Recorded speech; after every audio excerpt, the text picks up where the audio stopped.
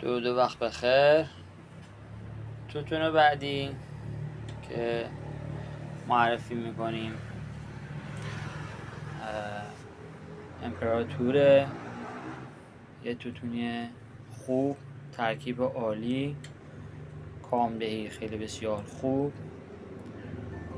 و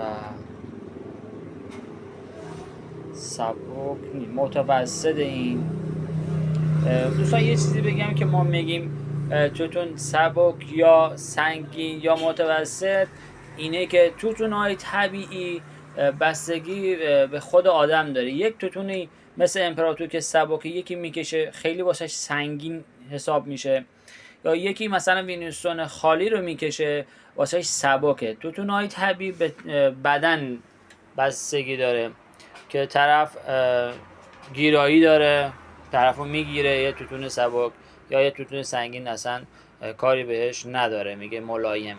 این توتون ملایمه دست، ولی باز بستگی به خود طرف داره که آیا براش سنگینه یا سبک میزنه. ما منظورمون از سبک ملایم که اکثر کشیدن مثلا گفتن که آقا اینطوری سبکه، این سنگینه، این متوسطه. این توتون امپراتوره و توتون‌های دیگه هم تا فردا براتون میکس میکنیم، آماده میکنیم و در خدمت همه دوستان عزیزمون هستیم. با تشکر، دخانیت خان.